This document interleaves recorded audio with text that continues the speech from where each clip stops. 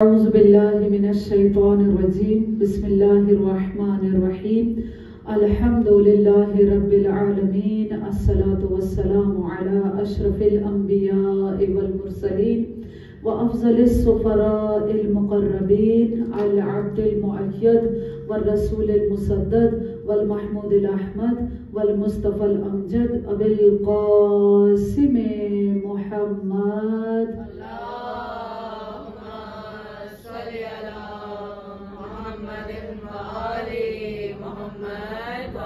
وعلى آله الطيبين الطاهرين المعصومين المظلومين الذين هم أركان الإيمان وأمناء الرحمن وبهم يمسك الله السماء أن تقال الأرض وبهم يمسك الله الأرض أن تميد بأهلها وبهم تنشر الرحمة ولولاها منهم لساغت بأهلها لا سيما بقية الله روحي وأرواحنا لتراب مقدمه الفداء الذي يملأ الأرض قسطا وعدلا بعدما ملئت ظلما وجورا اللهم اجعلنا من أنصاره وأعوانه ولا تجعلنا من أعدائه صلوات پڑھیں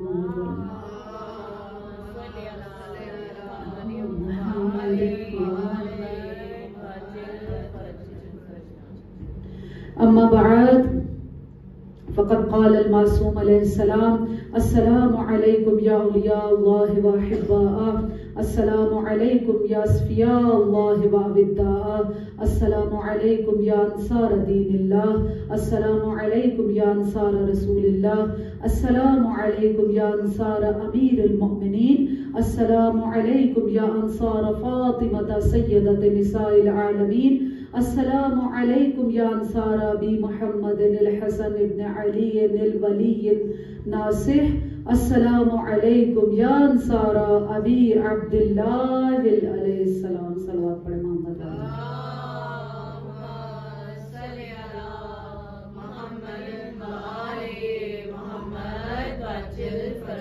پروردگار عالم سے دعا ہے کہ پروردگار ہم سب کی توفیقات خیر میں اضافہ فرمائے اور ہماری مجالس کو ہمارے آنے کو بیٹھنے سننے پڑھنے کو سیدہ اپنی عظیم بارگاہ میں قبول و منظور فرمائیں اور جو ٹاپک چل رہا ہے آپ سب جانتے ہیں کہ وہ اصحاب امام حسین علیہ السلام کا ہے اور اسی غرض سے اس ٹاپک کو میں نے چوز کیا کہ انشاءاللہ کہ ہم لوگ بھی اپنے اندر انہی صفات کو پیدا کرنے کی کوشش کریں گے بھرپور کوشش کریں گے کیونکہ آج بھی انہی ناصروں کی ضرورت ہے اس وقت بھی امام حسین علیہ السلام کو ناصر کی ہی ضرورت تھی امام حسین علیہ السلام نے عصر عاشور جبکہ ہم سب جانتے ہیں کہ 3 دن کے بھوکے ہیں پیاسے ہیں اصحاب شہید ہو چکے ہیں اور امام علیہ السلام جانتے ہیں کہ اس کے بعد عصر عاشور کے بعد کیا حالات ہونے والے ہیں شام غریبہ آنے والی ہے اس وقت امام علیہ السلام نے پانی کا سوال نہیں کیا چادر کا سوال نہیں کیا امام علیہ السلام نے ٹیلے پر کھڑے ہو کر کیا کہا ہم سب امام کے اس جملے سے واقف ہیں حل من ناصر ینصرنا جس تک بھی یہ حسین کی آواز جاتی ہے اس کو اس آواز پر لبیک کہنا چاہیے امام نے کیا کہا ہے حل من ناصر ینصرنا کیا کوئی ہے ایسا ناصر جو ہماری نصرت کر سکے انشاءاللہ کہ آج کے زمانے میں وہی کہ انہی ناصروں کی اور ناصرات کی ضرورت ہے کہ جو امام کی اس آواز پر لبیک کہیں اور یہ کہیں کہ لبیک یا امام حسین علیہ السلام مولا ہم حاضر ہیں آپ کے ناصر آپ کے مددگار آپ کے جانثار بننے کے لیے صلوات پڑھے محمد والے محمد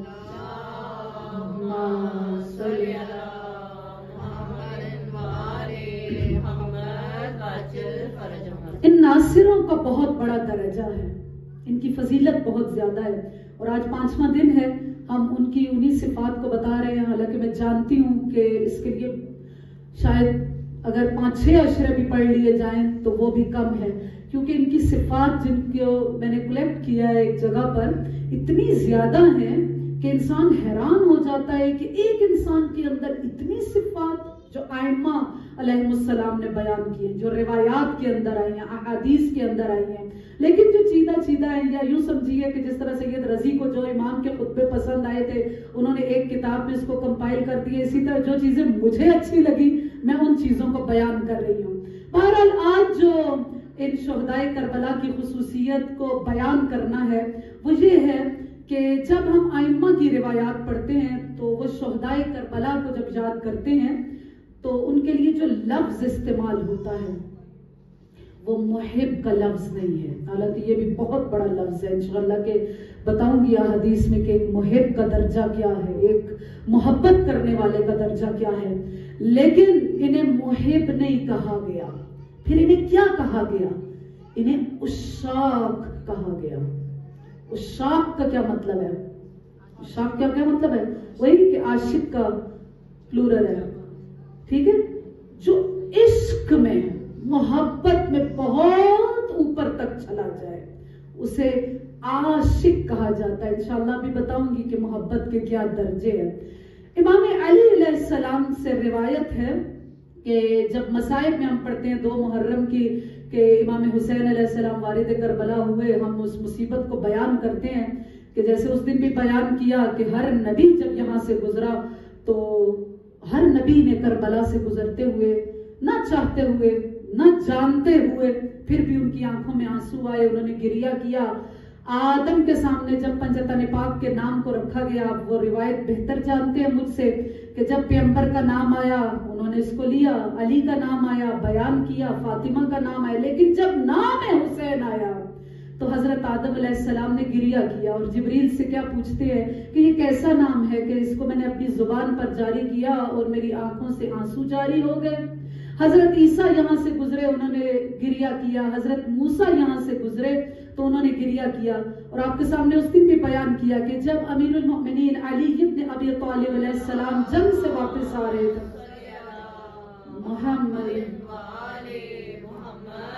جنگ سے واپس آ رہے تھے تو روایت کے کہتی ہے کہ کربلا سے 1 میل یا 2 میل کے فاصلے پر رہ گئے تھے۔ 1 میل اب کتنا ہوتا ہے؟ آج کل ہم لوگ کلومیٹر کہتے ہیں، لیکن اس زمانے میں میل تھا، لیکن میل جو ہے وہ کلومیٹر سے بڑا ہے۔ مثلا کلومیٹر میں اگر 1000 میٹر ہے تو میل کے اندر جو ہے وہ بتایا جاتا ہے کہ 1800-1700 میٹر، یعنی تھوڑا بڑا ہے اتنا۔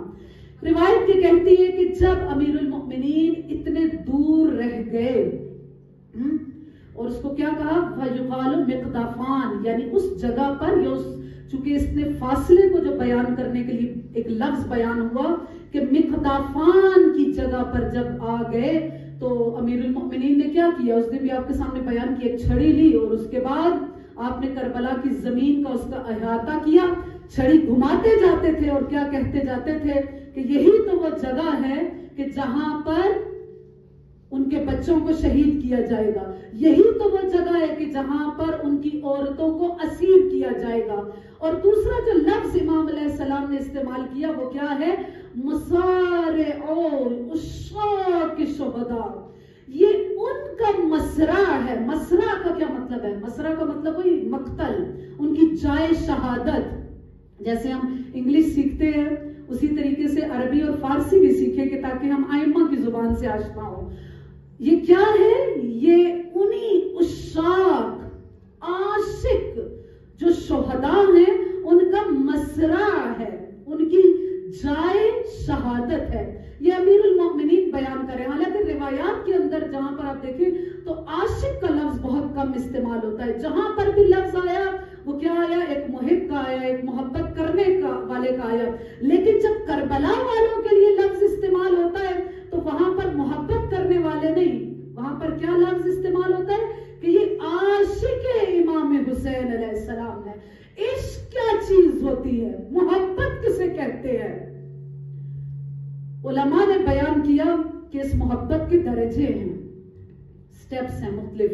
آپ جتنا ان پہ آگے بڑھتے جائیں گے آپ کا درجہ اس میں بڑھتا چلا جائے گا۔ سب سے جو نچلا درجہ ہے وہ محبت کا درجہ ہے، اس سے اوپر انس کا درجہ ہے، انس سے اوپر عشق کا درجہ ہے، عشق سے اوپر مودت کا درجہ ہے۔ اور کیا کہنا کہ ہم سب کو، مجھے، آپ کو، تمام امت اسلام کو جس چیز کا حکم دیا گیا ہے وہ کیا ہے؟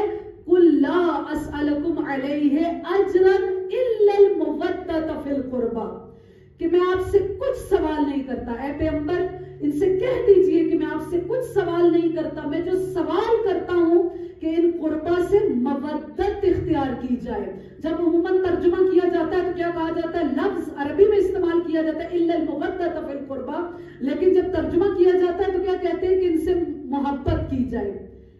محبت نہیں کہا جا رہا، کیا کہا جا رہا ہے؟ مودت اختیار کی جائے، جو عشق سے بھی اوپر کا درجہ ہے۔ کہا کہ محبت کیا ہوتی ہے؟ ہم اگر دنیاوی محبت میں دیکھیں، ماں کی بچے سے محبت، شوہر کی زوجہ سے، زوجہ کی شوہر سے، یہ جو بھی دوسرا ایک عشق محبت جو بھی آپ کے ذہن میں چیز آتی ہے، وہاں پہ کیا ہوتا ہے؟ ہم سب ان عشق کے مراحل سے، ان محبت کے مراحل سے گزرے ہوئے ہیں، ایسے ہی ہے نا؟ کسی نہ کسی کی محبت ہمارے دلوں میں ہے۔ ہم سمجھ سکتے ہیں کہ محبت کیا چیز ہے۔ محبت یہ ہوتی ہے کہ کسی بھی انسان سے ہو جائے، کسی چیز سے ہو جائے، کسی شخصیت سے ہو جائے تو انسان کیا کرتا ہے؟ اٹھتے بیٹھتے اس کا خیال آتا ہے، ایسے ہی ہے نا؟ پھر کہا کہ اس سے آگے کا درجہ یہ ہوتا ہے کہ انسان کا دل چاہتا ہے، توجہ، انسان کا دل چاہتا ہے کہ وہ اپنا زیادہ ٹائم اسی شخص کے ساتھ گزارے، اسی شخص کے ساتھ گزارے، وہ بیٹھے تو اسی شخص کے ساتھ، اپنی دل کی باتیں کرے تو اسی شخص کے ساتھ۔ لیکن کہا کہ یہ بھی عشق نہیں ہے۔ عشق اور مودت کی منزل یہ ہوتی ہے کہ وہ محبت اتنی بڑھ جاتی ہے، وہ چاہت اتنی بڑھ جاتی ہے، وہ انس اتنا بڑھ جاتا ہے کہ انسان کا اپنا کچھ رہتا ہی نہیں ہے، اٹھتے بیٹھتے اسی کا خیال ہے، وہ جو کہے گا میں نے وہی کرنا ہے، اس نے جب کہا جو کھانا ہے میں نے وہی کھانا ہے۔ یہ کیا ہے؟ یہ وہ عشق ہے، یہ وہ مودت ہے جس کا حکم دیا جا رہا ہے کہ قُل لَا أَسْأَلُكُمْ عَلَيْهِ أَجْرًا إِلَّا الْمَوَدَّةَ فِي الْقُرْبَى، اور جو شہدائے کربلا کے لیے بیان ہو رہا ہے وہ بھی یہی عشق ہے کہ عشق میں کیا ہوتا ہے؟ عشق میں کیا ہوتا ہے؟ انسان اپنا سب کچھ اس کے اوپر وار دیتا ہے۔ وہ ایک بہت پیاری سی مثال وہ کسی نے دی تھی کہ جب عشق اور مودت اور محبت کی بات ہوئی تو انہوں نے کیا کہا کہ جب محشر کا میدان ہوگا تو مجنو کو جب لایا جائے گا تو مجنو کی حالت یہ ہوگی کہ وہ سوکھا ہوا ہوگا، ہاں، اور ہر طرف دیکھ رہا ہوگا کہ میری لیلا کہاں ہے، میری لیلا کہاں ہے، حالانکہ دنیاوی عشق ہے، لیکن اس کے عشق میں، اس کی محبت میں اس کی حالت کیا ہوگی مجنو کی؟ ہم بھی جب یہ داستانیں سنتے، آپ پڑھیں کہ کیا حال ہو گیا مجنو کا، کہ وہ نہ کچھ کھاتا تھا نہ پیتا تھا، بس ہر وقت کیا کہتا تھا؟ لیلا لیلا کہتا رہتا تھا۔ کہا کہ ایک دنیاوی محبت میں مجنو کا یہ حال ہو گیا تو سوچئے کہ اس عشق کے معنوی میں ان کے پروانوں کا کیا حال ہونا چاہیے۔ تو یہی عشق، یہی مودت آج بھی مطلوب ہے۔ سلوات پڑھ لے محمد والے محمد۔ اللہ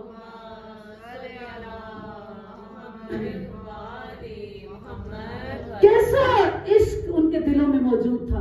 ہم سب جانتے ہیں کہ کربلا میں جو پہنچنے والے ہیں ان کی تعداد بہت کم ہے، اور ایک مرتبہ یہی اعتراض کیا جاتا ہے، مثلا ہم شیعوں پر یہ اعتراض کیا جاتا ہے کہ اگر آپ اتنا نام حسین لیتے ہیں، ان سے محبت کرتے ہیں، تو اس وقت 61 ہجری میں وہ شیعہ کہاں تھے؟ کہاں تھے وہ شیعہ؟ کہاں تھے؟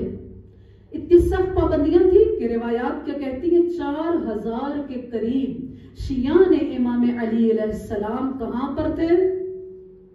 زندانوں میں تھے۔ مختار کہاں پر تھے؟ زندان میں تھے۔ دوسرے اور کتنے ایسے، جب وہی کہ 4000 کی جو تعداد ہے وہ کہاں پر ہے؟ وہ زندانوں میں ہے۔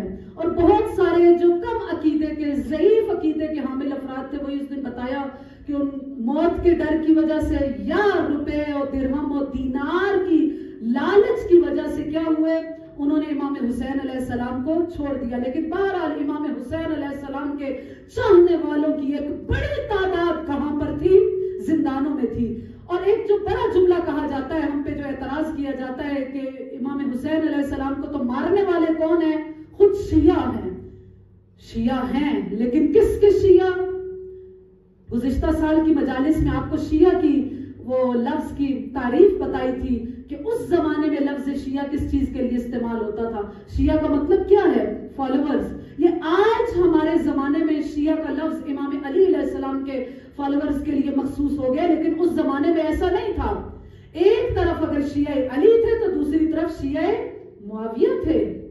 یعنی کیا مطلب تھا کہ تم کس قبیلے سے, کس گروہ سے تعلق رکھتے ہو؟ ہمارا تعلق شیعہ معاویہ سے ہے, شیعہ عثمان سے ہے. آپ کا تعلق کس سے؟ ہم شیعہ علی سے ہیں. تو اگر تاریخ میں, روایات میں یا کسی جگہ پہ آپ پڑھتے ہیں کہ مارنے والا شیعہ تھا, تو اس سے مراد یہ نہیں ہے کہ وہ شیعہ علی ہے. اس سے مراد کیا ہے کہ وہ کسی اور گروہ سے تعلق رکھتا ہے. جو شیعہ علی علیہ السلام ہے, ان کی اکثریت میجورٹی جو ہے وہ زندانوں میں, جیلوں میں بند ہے, جنہیں بعد میں رہا دیا گیا اور وہ توابین کی صورت میں یا مختار کے قیام کی صورت میں سامنے آئے. بہرحال جو بہت تھوڑے سے افراد تھے جو کہ امام حسین علیہ السلام تک ملے ہیں, جیسا کہ آج بھی جس شہید کا تذکرہ کرنا ہے, نافع گئے ہیں, حبیب گئے ہیں, مختلف افراد جو امام حسین علیہ السلام سے ملے, کس طریقے سے ملے, نہ جانے کس طرح اپنی جان کو ہتھیلی پہ رکھ کے امام حسین علیہ السلام تک انہوں نے اپنے آپ کو پہنچایا. اسی وجہ سے ان کا درجہ اتنا زیادہ ہے, اور اسی لیے روایات میں انہیں کیا کہا گیا کہ جیسے وہ ہیں. ابھی جو امام علی علیہ السلام کی روایت بتائی کہ وہاں پر امام نے کیا کہا کہ وہ عشاق ہیں, وہ شہداء ہیں, یعنی شہید بھی ہیں اور عاشق بھی ہیں. اور دوسرا امام علیہ السلام نے جملہ کیا کہا کہ لا یسبقہم من کان قبلہم ومن کان بعدہم, کوئی بھی ان جیسا ہو ہی نہیں سکتا, چاہے ان سے پہلے والا یا چاہے ان کے بعد والا, کوئی بھی ان جیسا ہو ہی نہیں سکتا. اور پھر کربلا کے میدان میں انہوں نے اتنی شجاعت دکھائی, اتنی بہادری دکھائی کہ روایات کیا کہتی ہیں کہ جو لشکر یزید تھا وہ کیا کہتا تھا, لقو جبال الحدید, کہ وہ جب لڑنے کے لیے آتے تھے. ہر شہید کے بارے میں آپ پڑھیے کہ جب وہ مقابلے کے لیے, ایک اور ایک کے مقابلے کے لیے جب جاتا تھا, تو ایک تنہا ایک شہید ہے جس کی عمر مثلا اگر جیسے جناب زینب کے بچوں کی عمر کر لیجئے, جناب قاسم کی عمر کر لیجئے, کتنی عمر ہے, لیکن اس کے باوجود جب سامنے آتے تھے تو سامنے آ کر کتنے کوفیوں کو فنار کرتے تھے. روایت کیا کہتی ہے, لقو جبال الحدید, ایسا لگتا تھا کہ وہ لوہے کے بنے ہوئے پہاڑوں کے ساتھ ٹکرا رہے ہیں, وہ کسی عام انسان کے ساتھ ٹکرا نہیں رہے. یہ ان کی خصوصیت ہے, اور یہی خصوصیت امام زمانہ کے سپاہیوں کی بھی ہے کہ جب امام زمانہ جنگ کریں گے تو لقو جبال الحدید, جو ان کے مخالف ہوں گے ایسا لگے گا کہ وہ لوہے کے بنے ہوئے پہاڑوں کے ساتھ ٹکرا رہے ہیں. اور ان کی خصوصیت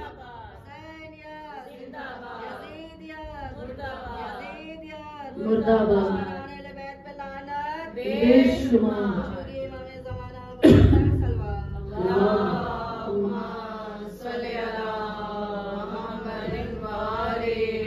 اور اس دن بھی بتایا آپ کو کہ اتنا شوق شہادت ان کے اندر موجود تھا کہ یستقبل الرماح بصدورہم وسیوفہم بوجوہہم. یہ کوئی کم جملے نہیں ہیں کہ جب وہ میدان جنگ میں جہاد کے لیے گئے تو کیا کیا, یستقبل الرماح بصدورہم, جب نیزے بڑھتے تھے تو یہ اپنے سینوں کو آگے کر دیتے تھے. وسیوفہم بوجوہہم, اگر کوئی تلوار آتی تھی تو ایسا نہیں ہے کہ ڈر کر پیچھے ہو جاتے تھے, بلکہ کیا ہے, اپنے چہروں کو آگے کرتے تھے. کتنی بڑی بات ہے نا, کتنی بڑی بات ہے کہ انسان ایسے موقع پر اپنے چہرے کو آگے کر دے, لیکن اتنا عشق موجود ہے. امام حسین علیہ السلام سے ان کی چاہت اتنی زیادہ ہے کہ یستقبل الرماح بصدورہم. اور پھر سبات پڑھے محمد والے محمد واجے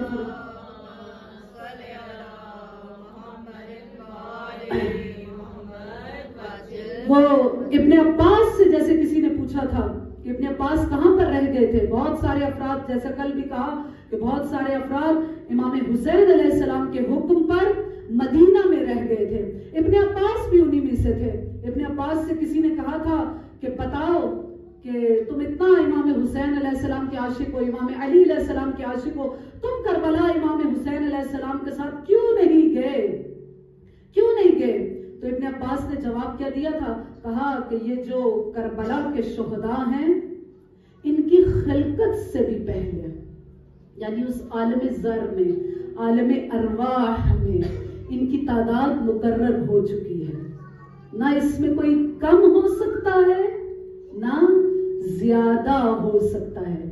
اسی لیے امام حسین علیہ السلام جب مدینہ سے نکل رہے تھے تو امام حسین علیہ السلام نے ایک چھوٹا سا خطبہ دیا تھا اور اس میں امام حسین علیہ السلام نے ایک بات کہی تھی انہی شہداء کے بارے میں. توجہ, جو امام حسین علیہ السلام کے جانثار ہیں, ان کے عاشق ہیں. امام نے کیا کہا تھا کہ خط الموت کا مخط القلادہ, کہ یہ جو موت ہے نا, کوئی یہ نہ سمجھے کہ یہ اتفاقی چیز ہے, یہ بس ایسے ہی ہو گیا کہ امام مدینہ سے نکلے, مکہ آئے, مکہ میں ان کو رہنے نہیں دیا, اب امام کہیں چل پڑے اور رستے میں مطلب وہ نے کربلا کی طرف موڑ دیا. نہیں, امام کے جو خطبات مدینہ سے نکلتے وقت ہیں, مکہ میں جو امام کے خطبات ہیں, امام کے جو خطوط ہیں, امام کی جو گفتگو ہے, اس کو پڑھیں تو ایسا نہیں ہے کہ امام علیہ السلام نے اتفاقی حادثاتی طور پر بس ایسا ہوتا گیا اور بس کربلا کا واقعہ ہو گیا. نہیں, جب امام علیہ السلام مدینہ سے نکل رہے تھے تو اس وقت ان کی شہادت کو بیان کر رہے تھے اور کیا کہہ رہے تھے کہ جو میرے ساتھ چلے گا وہ یہ جان لے کہ موت اس کے لیے مقرر ہے. ایسا نہیں ہے کہ کوئی یہ سمجھے کہ میں زندہ رہوں گا, اسے حیات ملے گی, جیسے ہوتا ہے نا کہ جنگ ہوگی اور کوئی زندہ رہ جائے گا, کوئی بچ جائے گا, اور ایسا نہیں ہے. امام نے واضح طور پر ان اشخاص کے لیے کیا کہہ دیا کہ نہیں, موت ان کے لیے لکھ دی جا چکی ہے. خط الموت کا مخط القلادہ, کس طرح امام علیہ السلام نے کیا کہا کہ موت لکھی جا چکی ہے. کس طرح کہا کہ ایسے کہ جیسے وہ عرب خواتین میں گلوبند باندھنے کا رواج تھا, وہ بہت ٹائٹ سا گلوبند باندھا کرتی تھی تو اس کو اتارتے نہیں تھے. کہا اسی طرح کہ جیسے کسی عرب لڑکی کے گلے میں کوئی گلوبند ہوتا ہے جس کو وہ اتارتی نہیں ہے, کہا اسی طرح موت ان کے گلے میں باندھ دی گئی ہے. اور پھر کوئی ایسا نہ سمجھے, امام کا جو خطبہ چھوٹا سا, کوئی ایسا نہ سمجھے کہ حسین اتفاقی طور پر یا حادثاتی طور پر کربلا میں جا رہے ہیں. نہیں, امام علیہ السلام نے کیا کہا کہ میں اپنے اسلاف کی, اپنے بزرگوں کی پیروی کرتے ہوئے شوق میں, اشتیاق میں دھیرے دھیرے کربلا کی طرف, اپنی موت کی طرف بڑھ رہا ہوں, جس طرح کہ یعقوب تڑپ تڑپ کر یوسف کی طرف بڑھے تھے. کتنی فصاحت و بلاغت ہے امام علیہ السلام کے اس جملے کے اندر. امام نے کیا کہا کہ مجھے شوق شہادت ہے, یعنی حسین موت سے ڈر نہیں رہے ہیں, کسی قسم کا خوف حسین کے دل میں نہیں ہے, بلکہ میں اپنے اسلاف کی طرح, اپنے آباء و اجداد کی طرح, اپنے فور فادرز کی طرح, جس طرح رسول خدا گئے, جس طرح امام علی علیہ السلام گئے, جس طرح سیدہ گئی, جس طرح امام حسن علیہ السلام گئے, کہ کسی کے دل میں خوف موت موجود نہیں تھا. امام کیا کہتے ہیں, خوف موت تو کیا, حسین بہت اشتیاق سے, شوق سے, یعنی حسین خود اپنی مرضی سے اس طرح تڑپ تڑپ کر موت کی طرف جا رہے ہیں کہ جس طرح یعقوب یوسف کی طرف جاتے ہیں. کیسی فصاحت و بلاغت ہے. آپ نے حضرت یوسف کی مووی کو دیکھا ہوگا کہ اگر اس کا وہ آپ کو سین یاد ہے, اگر نہیں یاد تو ضرور جا کر دیکھیے گا کہ وہ کیا ہے کہ جب حضرت یوسف اور حضرت یعقوب کی ملاقات ہوتی ہے, ادھر یعقوب کو بھی پتا ہے کہ آج میری یوسف سے ملاقات ہونے والی ہے, جناب یوسف بھی ادھر سے آ رہے ہیں اور ادھر سے یعقوب بھی آ رہے ہیں. لیکن کیا ہوا, سب سے پہلے کیا وہ تڑپ, آپ سے سوال کروں گی, زیادہ تڑپ کس کے دل میں تھی, یعقوب کے دل میں تھی یا یوسف کے دل میں تھی؟ کیسے پتا چلا, کیسے پتا چلا؟ دونوں باپ بیٹا, ہم سب جانتے ہیں کہ اتنا عرصہ یعقوب یوسف سے جدا رہے, یوسف یعقوب سے, یعقوب اتنا روئے کہ وَبْيَضَّتْ عَيْنَاهُ, ان کی آنکھیں جو ہیں وہ سفید ہو گئی رو رو کے.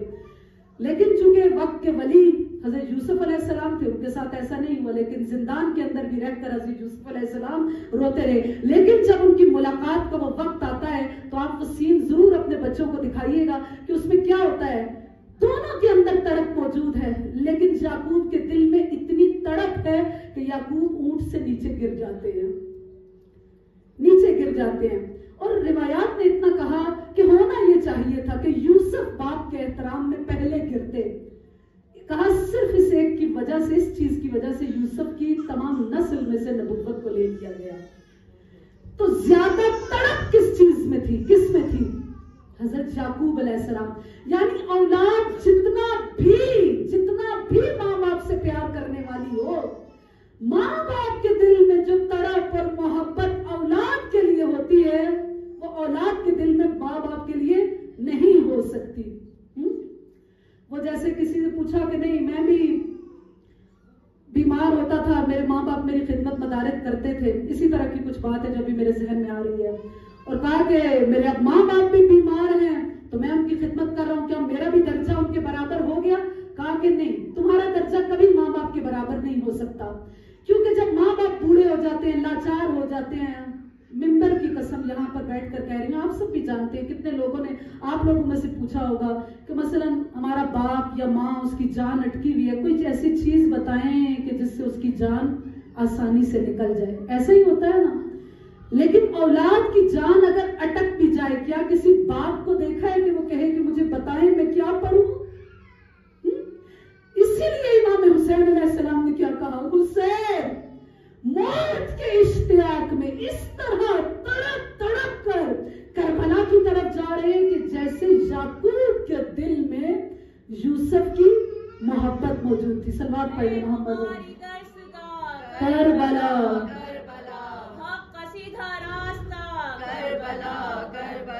عبادتوں کا رابطہ کربلا کربلا، ہر ایک حر کی درسگاہ کربلا کربلا، بقائے حرف لا الہ کربلا کربلا، حضور حسینیت بلند تر صلوات، اللہم صلی علی محمد وآلہ۔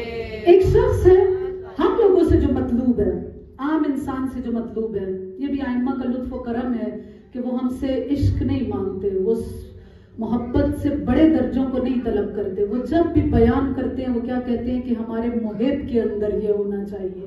کہا کہ کم از کم اتنی محبت تو ہو، لیکن کتنی محبت ہو، کتنی محبت ہم سب سے ڈیمانڈ کی گئی ہے، کیسی محبت ہو، کیسا خلوص ہو۔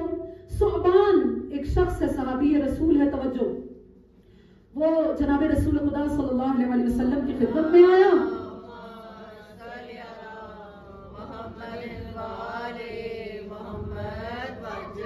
خدمت میں آیا اور آ کر پوچھتا ہے متی قیام الساعہ، کہ کب قیامت ہوگی؟ رسول خدا نے پوچھا کہ کیا آمادہ کیا ہے جو قیامت کا اتنا انتظار ہے، کیا تم نے تیاری کی ہے؟ کچھ پریپریشن بھی تو ہوتی ہے نا، بتاؤ تم نے کیا کیا ہوا ہے؟ اس نے کیا کہا؟ کہا کہ یا رسول اللہ میں زیادہ تو نہیں، جو لفظ ہے روایت کا وہ کیا ہے کہ زیادہ تو نہیں، لیکن کیا ہے میں جتنی عبادت کرتا ہوں، نماز بھی پڑھتا ہوں، روزہ بھی رکھتا ہوں، اور اس کے ساتھ ساتھ میں کیا کرتا ہوں، انا احب اللہ و رسولہ، کہ میں کیا کرتا ہوں، میرے دل میں اللہ کی بھی محبت ہے اور اس کے رسول کی بھی محبت ہے۔ اب رسول نے کہا کہ اچھا تمہارے دل میں میری محبت بھی موجود ہے، بتاؤ کتنی محبت ہے، کتنی محبت ہے؟ اللہ اکبر، جو ثعبان کا جواب ہے وہ سنیے۔ اس نے کیا کہا کہ اے رسول خدا صلی اللہ علیہ وسلم، اگر مجھے تلوار سے ٹکڑے ٹکڑے کر دیا جائے، آرے سے میرے بدن کو پارا پارا کر دیا جائے، کینچی لے کر میرے جسم کے چھوٹے چھوٹے ٹکڑے کر دیے جائیں، مجھے چکی کے درمیان رکھ کر ایک مرتبہ پیس دیا جائے، تو پھر بھی آپ کے بغض کا ایک ذرہ بھی میرے دل میں نہیں آئے گا۔ کتنے بڑے جملے ہیں۔ ہم لوگ اتنی روایات احادیث پڑھنے کے بعد، سننے کے بعد، کیا ہمارے محبت کا معیار یہ ہے؟ اگر یہی ہے تو پروردگار کا شکر کریں۔ کیا کہا اس نے کہ اگر مجھے تلوار سے کاٹ دیا جائے، آرے سے کاٹ دیا جائے، کینچی سے ٹکڑے ٹکڑے کر دیے جائے، چکی کے دو پارٹوں کے درمیان رکھ کر مجھے ایک مرتبہ پیس دیا جائے، تو تب بھی آپ کے بغض کا ایک ذرہ بھی میرے دل میں نہیں آئے گا۔ یعنی اس کا کیا مطلب ہے کہ میرا دل آپ کی خالص محبت سے بھرا ہوا ہے، مجھے اتنا یقین ہے آپ کے بارے میں کہ کوئی چیز مجھے اس راہ مستقیم سے ہٹا نہیں سکتی۔ رسول خدا نے کیا ارشاد فرمایا کہ اے ثعبان اگر ایسا ہی ہے تو پھر ابشر، تجھے مبارک ہو، تجھے مبارک ہو، کیونکہ پروردگار عالم ہر انسان کو قیامت والے دن اس چیز کے ساتھ محشور کرے گا جس سے وہ محبت کرتا ہے۔ جیسا کہ امام رضا علیہ السلام ارشاد فرماتے ہیں کہ اگر ایک انسان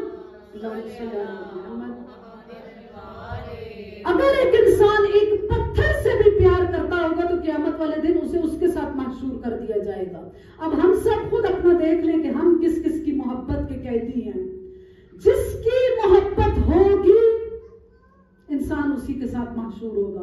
وہ جیسا کہ مجھے واقعہ ابھی یاد آ رہا ہے کہ جیسے امام خمینی رحمۃ اللہ علیہ کے زندگی کے آخری ایام میں جب وہ ہاسپٹل کے اندر تھے تو وہ اپنے پوتے احمد سے بہت پیار کرتے تھے، لیکن آخری دنوں میں یعنی جب انہیں یقین ہو چلا ہے کہ اب ظاہر ہے یہ میری جو بیماری ہے وہ موت کی بیماری ہے، تو انہوں نے کیا کہا تھا کہ احمد کو میرے پاس نہ آنے دینا، نہ آنے دینا۔ کیوں؟ کیونکہ ایسا نہ ہو کہ اس کی محبت کی وجہ سے، اس کی محبت کی وجہ سے آخری لمحوں میں شیطان مجھے بھڑکائے۔ صلوات پڑھنے محمد والے محمد۔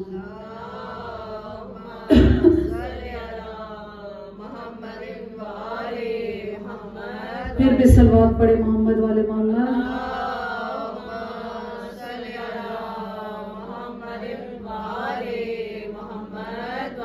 تو بہرحال یہ عشق اور محبت کے درجے ہیں۔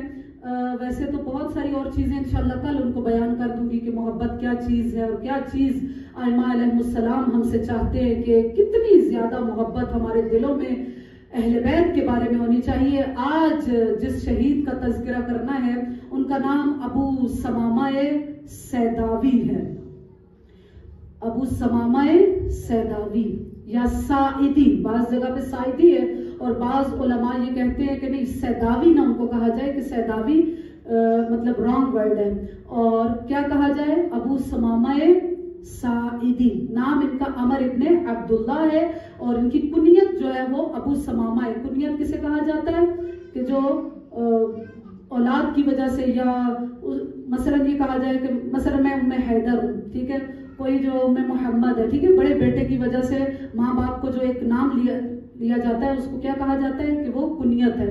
بہرحال ان کا نام عمر ابن عبداللہ ہے، لیکن ان کی جو کنیت ہے وہ ابو ثمامہ ہے۔ کیا مقام ہے ابو ثمامہ سائدی کا یا سیداوی کا؟ ان کا درجہ یہ ہے کہ یہ امام علی علیہ السلام کے صحابی ہیں، یعنی ان کو رسول کے صحابیوں میں شمار نہیں کیا گیا، شاید اس وقت زندہ ہی نہیں ہوں گے، یعنی پیدا ہی نہیں ہوئے ہوں گے۔ امام علی علیہ السلام کے اصحاب میں سے ہیں، جنگ جمل میں انہوں نے شرکت کی، صفین میں کی، نہروان میں کی۔ امام حسن علیہ السلام کے دور میں ان کے ساتھ تھے، حتیٰ جب جناب مسلم ابن عقیل کوفہ کے اندر آئے ہیں تو کہا کہ ابو ثمامہ اسی وقت ان کے بہترین صحابیوں میں، ان کے بہترین ساتھیوں میں سے تھے۔ اور ایک روایت میں تو اتنا کہا کہ وہ جو اس دن آپ کو بھی معقل کا واقعہ بتایا کہ معقل نے کیا کیا تھا، 3000 درہم لے کر آیا تھا، تو کہا کہ جناب مسلم ابن عقیل نے وہ درہم لے کر ابو ثمامہ کو ہی دیے تھے۔ کیوں دیے تھے؟ کہا کہ اس لیے کہ یہ بہت ماہر تھے، ایکسپرٹ تھے اسلحہ بنانے میں اور خریدنے میں۔ ہوتا ہے نا بعض افراد کو مثلا پہچان ہوتی ہے، آج بھی مثلا کسی کو گاڑیوں کا بہت پتا ہے تو ہم اس کو اپنے ساتھ لے کر جائیں گے، کسی کو فرنیچر کا بہت پتا ہے تو ہم بھی خریدنے آپ میرے ساتھ جائیں، کپڑے کا فلاں کو پتا ہے۔ تو یہ کیا ہے؟ یہ اسلحے میں بڑی مہارت رکھتے تھے، خریدنے میں بھی اور بنانے میں بھی۔ تو بہرحال مسلم ابن عقیل نے وہ 3000 درہم معقل سے لے کر انہی کو دیے تھے۔ اور اس کے بعد وہی کہ ہمیں نہیں ملتا کہ جب مسلم گرفتار ہو گئے تو اس کے بعد ابو ثمامہ کہاں چلے گئے؟ تاریخ میں یہی ملتا ہے کہ 2-3 دفعہ آپ کے سامنے بیان کر چکی ہوں کہ شاید مسلم ابن عقیل کی ہدایت پر یہ ان سے جدا ہو گئے، اپنے آپ کو انہوں نے مخفی کر لیا تھا تاکہ اپنے آپ کو امام حسین علیہ السلام کے لیے باقی رکھیں، کیونکہ ظاہر ہے جناب مسلم نے تو اب شہید ہی ہونا ہے، انہوں نے تو مرنا ہی ہے، ان کی گرفتاری ہو چکی ہے، ابھی چند لحظوں کے بعد وہ قتل کر دیے جائیں گے۔ تو فائدہ نہیں ہے کہ ایک انسان ان کے ساتھ رہے، بلکہ اپنی زندگی کو بچا کر کربلا کے لیے محفوظ رکھ لیا جائے۔ اب یہ نافع بن ہلال کے ساتھ روایت جو کہتی ہے وہ یہ ہے کہ نافع ابن ہلال کے ساتھ کوفہ سے نکلے چھپ چھپا کر، اور رستے میں یعنی ابھی امام کربلا نہیں پہنچے تھے، یہ رستے میں امام حسین علیہ السلام کو ملے تھے۔ کیا عشق تھا ان کا، کیا امام علیہ السلام سے وہ والہانہ محبت تھی کہ روایت کیا کہتی ہے کہ عاشور سے پہلے، توجہ چاہوں گی، عاشور سے پہلے شاید نہیں معلوم 7ویں محرم ہے 8ویں محرم ہے، عمر سعد نے کسی شخص کو بھیجا کہ وہ امام حسین علیہ السلام سے جا کر ایک مرتبہ پھر بیعت کو طلب کرے۔ کہا کہ اس شخص کو بھیج رہا ہے یہ عمر سعد، یہ بہت سخت دل شخص تھا اور بہت ہی زیادہ ظلم میں مشہور تھا۔ جب عمر سعد نے اس کو بھیجا تو اس نے پہلے ہی کہا کہ مجھے بھیجو نہیں بیعت لینے کے لیے، بلکہ مجھے یہ حکم دو کہ میں جاؤں اور جا کر امام حسین علیہ السلام کو قتل کر دوں۔ اب جب یہ شخص جا رہا تو عمر سعد نے اس کو کہا کہ نہیں ابھی قتل نہیں کرنا، لیکن تم جاؤ، جا کر امام حسین علیہ السلام کو ایک دفعہ پھر پیغام دے دو۔ اب جب یہ شخص آتا ہے، آتے ہوئے اس نے دیکھا کہ امام حسین علیہ السلام کی طرف بڑھ رہا ہے تو ابو سمامہ سیداوی امام حسین علیہ السلام کے سامنے کھڑے ہو جاتے ہیں اور کہتے ہیں یا امام، جب تک ہم اصحاب زندہ ہیں کوئی بھی دشمن آپ کی طرف آ ہی نہیں سکتا. اور آپ تاریخ کربلا کو اٹھا کر دیکھ لیں، مقتل کی تاریخ ساری اٹھا کر دیکھ لیں، جب تک اصحاب زندہ تھے خیموں کی طرف ایک تیر بھی آنے نہیں دیا، نہ ہی اہل بیت کی طرف اور نہ ہی خیموں کی طرف. ابو سمامہ کیا کہتے ہیں کہ نہیں مولا اس سے گفتگو میں کروں گا.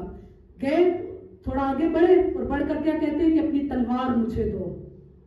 عموماً جب ان چیزوں کو بیان کیا جاتا ہے، جیسے مثلا ابھی آپ بھی سن رہے ہیں یا میں پڑھ رہی ہوں، تو یہ چیزیں بڑی آسان سی لگتی ہیں کہ مثلا کیا بہادری ہے یا کیا شجاعت ہے، لیکن خود اپنے آپ کو اگر وہاں پر رکھ کر دیکھا جائے اس جگہ پر کہ جہاں پر انسان کی جان کو اتنا خطرہ موجود ہے، وہاں پر ایک انسان کسی کی خاطر اپنی جان کو خطرے میں ڈال دے. اس نے کیا کیا؟ کہا کہ نہیں اپنی تلوار مجھے دے کر جاؤ، تم حسین کے پاس تلوار لے کر نہیں جا سکتے. تو وہ کہتا ہے کہ تلوار تو میں اپنی کبھی بھی نہیں دوں گا. کہا کہ اچھا تم امام سے گفتگو کرو گے اور تمہاری تلوار کے قبضے پر میرا ہاتھ رہے گا، تم ہاتھ نہیں رکھو گے، تمہاری تلوار کے قبضے پر میرا ہاتھ ہوگا. تو ظاہر ہے اس کو اپنی انسلٹ فیل ہوئی، وہ بغیر کسی مذاکرات کے یہ بات کیے ہوئے وہ واپس چلا گیا. پھر ابو سمامہ کا ایک اور کردار بہت اچھا ہے، یعنی چھوٹی چھوٹی چیزیں ہمارے سامنے ہیں اور تفصیلات نہیں ہیں کیونکہ اس وقت شاید آج کل کا میڈیا نہیں تھا. اگر جناب زینب سلام اللہ علیہ، امام سجاد علیہ السلام یا وہ اسیر بچے نہ ہوتے تو شاید امام حسین علیہ السلام کی یہ جو کہانی ہے وہ کربلا میں ہی ختم ہو چکی ہوتی. لیکن یہ بی بی کے خطبے ہیں، یہ امام سجاد کے خطبے ہیں. امام حسین علیہ السلام جب لے کر چلے ان بچوں کو اور ان بیبیوں کو امام سجاد کو، تو یوں سمجھیے کہ امام علیہ السلام نے کیا کہا تھا کہ میری حکمت عملی ہے کہ یہ بیبیاں میرے ساتھ جائیں گی. یعنی یوں سمجھیے کہ امام ایک بہت بڑا میڈیا اپنے ساتھ لے کر جا رہے تھے. بہرحال چونکہ تفصیلات نہیں ملتی بہت زیادہ، ایک اور کردار جو ابو سمامہ کا ہے وہ یہ ہے کہ جب ظہر عاشورہ کے وقت ادھر نماز کا وقت ہوا، امام علیہ السلام اسی طرح جنگ ہو رہی ہے، روایت کہتی ہے 50 کے قریب امام کے اصحاب اور جانثار شہید ہو چکے ہیں. سوچئے کہ کتنی کم تعداد رہ گئی ہوگی، کتنے کم افراد رہ گئے ہوں گے. اس وقت ابو سمامہ نے آسمان کی طرف دیکھا اور کیا کہا کہ مولا نماز کا وقت ہوا چاہتے ہیں کہ زندگی کی آخری نماز آپ کی امامت میں ادا کریں. اللہ اکبر، کیسا عشق، کیسی معرفت ہے ان اصحاب کے اندر کہ کیا کہہ رہے ہیں، وقت کے امام کو یاد کروا رہے ہیں. کیا کہہ رہے ہیں کہ مولا ظہر کا وقت ہو چکا ہے، چاہتے ہیں کہ یہ آخری نماز آپ کی امامت میں ادا کریں. اور اس وقت امام حسین علیہ السلام کو یہ بات اتنی اچھی لگی کہ امام نے کیا کہا کہ اے ابو سمامہ، پروردگار تجھ پر رحم کرے اور تیرا شمار نماز گزاروں میں کرے. کتنی بڑی بات ہے کہ تیرا شمار نماز گزاروں میں ہو. اور وہ وقت بھی آتا ہے کہ امام حسین علیہ السلام نماز ادا کر رہے ہیں اور نماز ظاہر ہے نماز خوف ہے. ابو سمامہ بھی کھڑے ہیں وہاں پر، زہیر بھی کھڑے ہیں، سعید بھی کھڑے ہیں. تیروں کی بارش ہوتی ہے اور اسی نماز کے دوران ہی جناب ابو سمامہ بھی شہید ہو کر گر جاتے ہیں، زہیر بھی زخمی ہو جاتے ہیں اور سعید بھی گر جاتے ہیں. صلوات پڑھ لیں محمد والے محمد صلی اللہ علیہ وسلم.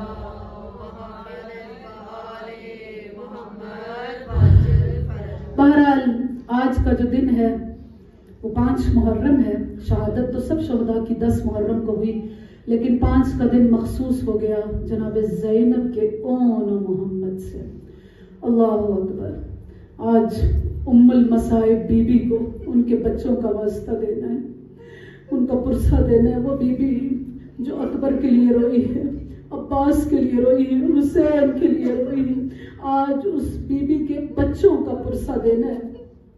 جب امام حسین علیہ السلام مدینہ سے چلے تھے تو اون و محمد ان کے ساتھ نہیں تھے، کیونکہ بحکم امام علیہ السلام چونکہ عبداللہ ابن جعفر بیمار تھے، مریض تھے، امام علیہ السلام نے خود کہا تھا کہ اون و محمد آپ کے اوپر سے جنگ ساقط ہے، آپ اپنے بابا کے ساتھ یہاں مدینہ میں رہ سکتے ہیں.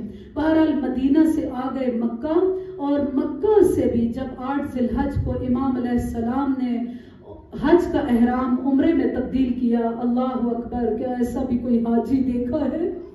ہاں، ہمیشہ ہر کوئی مصائب میں امام کا مدینہ سے نکلنا پڑتا ہے. ہائے امام مکہ سے کیسے نکلے ہیں؟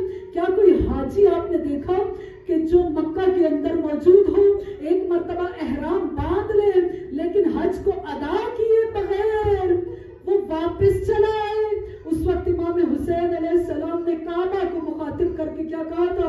اے کعبہ تیری عظمت سلامت رہے، قیامت تک لوگ آئیں گے قربانی کے جانوروں کو لے کر آئیں گے تجھ پر قربان کریں گے، لیکن اے کعبہ حسین جہاں سے جا رہی ہے میں تیری عظمت کی بقا کی خاطر اس دین کی خاطر قربانی کے جانوروں کو نہیں میں اپنے بچوں کو تیری عظمت پر قربان کروں گا. اللہ اکبر. مکہ سے نکلے ابھی 6-7 کلومیٹر کا فاصلہ طے کیا تھا کہ امام علیہ السلام نے حکم دیا عباس یہاں پر قافلے کو روک دیا جائے، ایک خیمہ لگا دیا جائے. مولا اتنے جلدی تو کوئی قافلہ رکتا نہیں ہے، اے مولا کیوں قافلے کو رکنے کا حکم دے رہے ہیں؟ کہا اس لیے کہ میرا مہمان آ رہا ہے. یہ کون سا مہمان ہے؟ تھوڑی دیر ہی گزری تھی عبداللہ ابن جعفر ہیں اپنے دونوں بچوں کو لیے ہوئے امام حسین علیہ السلام کی خدمت میں آئے اور آ کر کیا کہتے ہیں؟ اے مولا عبداللہ ابن جعفر کا سلام قبول کیجئے. اے مولا کیا میں اپنی زوجہ جناب زینب سے کچھ بات کر سکتا ہوں؟ کہا بالکل، وہ جناب زینب کا محمل ہے، آپ ان سے گفتگو کر سکتے ہیں، آپ ان کے سید و مختار ہیں. اب جب جناب زینب کے پاس آئے نا تو بی بی کو بڑی حیرت ہوئی کہ ابھی تو مدینہ سے نکلے ہیں، عبداللہ کو مکہ میں چھوڑ کر آئے تھے. بی بی کے دل میں ایک خیال آیا ایسا نہ ہو کہ عبداللہ مجھے واپس لینے کے لیے آئے ہو.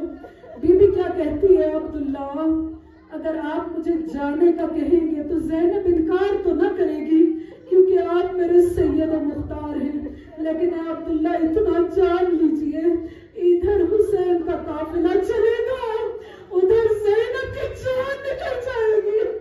عبداللہ کیا کہتے ہیں؟ اے بی بی میں آپ کو منع کرنے نہیں آیا، بلکہ جب کوئی سفر پہ جاتا ہے نا تو اس کا صدقہ اتارا جاتا ہے. ارے میں آل محمد کو لے کر آیا ہوں. اے بی بی جب کربلا میں حسین مصائب میں گر جائے، مشکلات میں گر جائے، ایک کو میری طرف سے اور ایک کو اپنی طرف سے حسین پر صدقہ کر دیجیے گا. اللہ اکبر. زینب کے بچوں کا سن بڑا چھوٹا ہے. شب عاشور جب ہر ماں اپنی قربانی کو تیار کر رہی تھی، زینب نے بھی کیا کیا تھا؟ ایک زانو پر اون کو، ایک زانو پر محمد کے سر کو رکھا ہوا ہے، بالوں میں ہاتھ پھیرتی جا رہی ہے اور یاد کرواتی جا رہی ہے اور محمد یاد رکھنا تم علی کے نواسے ہو، تم جعفر طیار کے پوتے ہو، دیکھو تمہاری رگوں میں خون حیدری موجود ہے، شیر زہرا موجود ہے. دیکھو دیکھو کل جب حسین پر قربان ہونے کا وقت آئے نا، ماں کی طرف سے قربان ہو جانا، اپنے بابا کی طرف سے قربان ہو جانا. اجرکم عند اللہ. آ گیا روز عاشور، اصحاب نے اپنی قربانیوں کو پیش کیا. ادھر سے بنو ہاشم کی قربانیوں کا سلسلہ شروع ہوا. ماں کے سامنے اولا محمد آئے اور ماں کیا کہہ رہی ہے؟ اولا محمد تم ابھی تک زندہ ہو. اور اولا محمد کیا کہتے ہیں؟ ہمارا سلام ہو کربلا کی ماں پر. اور اولا محمد کیا کہتے ہیں؟ اے اماں کیا کریں، جب بھی ماموں حسین کے پاس جاتے ہیں حسین کیا کہتے ہیں کہ نہیں تم لوگوں کا سن بڑا چھوٹا ہے. کئی بار ماموں کے سامنے گئے لیکن ماموں جنگ کی اجازت نہیں دیتے. اب زینب چونکہ مشکل کشا کی بیٹی ہے، باب الحوائج کی بہن ہے، ایک مرتبہ کسی سے کہتی ہے جاؤ ذرا کوئی عباس کو بلا کر لائے. عباس جب آئے خیمہ زینب کے باہر کھڑے ہو گئے. جی آقا زادی. بی بی کیا کہتی ہے؟ عباس تم مشکل کشا کا بیٹا ہے، تو خود باب الحوائج ہے. آج زینب پر بڑی مشکل آ گئی ہے. کیا مشکل آ گئی؟ حسین میرے بچوں کو جنگ کی اجازت نہیں دے رہے. عباس نے کیا کیا؟ زینب کے دونوں بچوں کو پکڑا، حسین کے پاس لے کر آئی اور حسین نے بڑا گریہ کیا، بڑا گریہ کیا. اور اس کے بعد اب تیار کیا ان دونوں چھوٹے چھوٹے بچوں کو. ایک کو عباس نے، دوسرے کو حسین نے گھوڑے پر سوار کیا. سوچئے کہ جن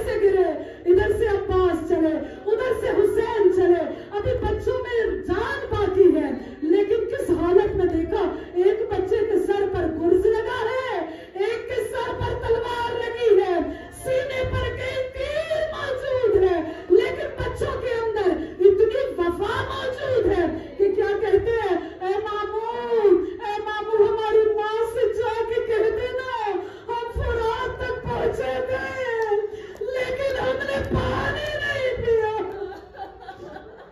آئے اس بی بی کو پرسا دینا ہے نا محمد کو، جس بی بی نے اپنے بچوں پر گریہ نہیں کیا۔ جب 11 محرم آئی، بی بی کو ننگے اونٹ کی پشت پر بٹھایا گیا، ہاتھوں میں رسم باندھی گئی، پسے پشت ہاتھ باندھے گئے، ایک مرتبہ مقتل سے گزارا گیا۔ جب مقتل سے گزری نا تو امام سجاد کیا کہتے ہیں، ارے بیبیوں نے اس طرح اپنے آپ کو اونٹوں سے گرایا کہ جیسے خزاں میں سوکھے پتے درختوں سے گرا کرتے ہیں۔ جناب زینب گری، ام رباب گری، ام کلثوم گری، فضہ گری، بی بی کسی کی لاش پر نہیں گئی، لاش حسین پر گئی، ودا کیا حسین کی لاش کو، دوبارہ سوار کروایا گیا، بی بی اپنے بچوں کی لاش پر نہیں گئی۔ روایت کہتی ہے صرف آہستہ سے کہا، اے محمد خدا حافظ، ماں کربلا سے جاتی ہے۔ الا لعنت اللہ علی القوم الظالمین وسيعلم الذين ظلموا اي منقلب ينقلبون۔ یا اللہ یا محمود بحق محمد، یا علی بحق علی، یا فاطمہ بحق فاطمہ، یا محسن بحق حسن، یا قدیم الاحسان بحق حسین علیہ السلام۔ پروردگارہ تجھے اس ام المصائب بی بی کا واسطہ کہ جب ان سے پوچھا جاتا تھا کہ بی بی آپ اپنے بچوں پر روتی کیوں نہیں ہے، تو بی بی کیا کہتی تھی کہ جو چیز راہ خدا میں صدقہ کر دی جائے۔ زندان شام میں جب رہائی ملی، ایک مرتبہ سروں کو لایا گیا، سب سے پہلے چھوٹا سا سر آیا، اور جب وہ چھوٹا سا سر آیا نا، رباب نے پڑھ کر استقبال کیا، اور میرے جان اور میرے لال علی اصغر، آج ماں تیرا سر قبول کرتی ہے۔ اس کے بعد دو اور چھوٹے چھوٹے سر لائے گئے، لیکن کوئی بی بی نہ اٹھی، بی بی زندان شام میں بیٹھی ہوئی ہے، دور سے سروں کو دیکھ رہی ہے۔ ارے جو سر لانے والا ہے نا، وہ کیا کہتا ہے کہ کیا ان بچوں کی ماں شام غریبہ میں مر گئی تھی؟ بی بی فضہ نے پڑھ کر کیا کہا، نہیں انہیں کی تو مولی کی بڑی بیٹی زینب ہے۔ پروردگارہ تجھے جناب زینب کے مصائب کا واسطہ، بی بی ام المصائب کی مصیبتوں کا واسطہ، ان کے بچوں کی اس عظیم شہادت کا واسطہ، پروردگارہ ہماری اس مجلس کو شرف قبولیت عطا کرنا، مرحومین کے درجات کو بلند کرنا، اعلی علیین میں جگہ عطا کرنا، ائمہ کا قرب و جوار عطا کرنا، حوض کوثر سے سیراب کرنا، بیماروں کو شفا عطا کرنا، بے اولادوں کو اولاد، پروردگارہ اولاد والوں کو اپنے بچوں کی تربیت کرنے کی توفیقات عطا کرنا، ہم سب کی توفیقات میں اضافہ کرنا، پروردگارہ توکل صبر شکر کی منزل عطا کرنا، ہمارے دلوں کو منور رکھنا، قلب سلیم قرار دینا، موت سے پہلے توبہ کی توفیق دینا، موت کے بعد ہم تمام کی مغفرت کرنا، پروردگارہ امام زمانہ کے ظہور میں تاجیل کرنا، ہم سب کو امام علیہ السلام کے آوان و انصار میں شمار کرنا، ہماری عمروں کو طولانی کرنا کہ امام کے ظہور پر نور کو اپنی آنکھوں سے دیکھ سکے۔ وصلی اللہ علی سیدنا محمد وآل محمد۔ ایک مرتبہ سورہ فاتحہ سب مرحومین کے بلندی درجات کے لیے۔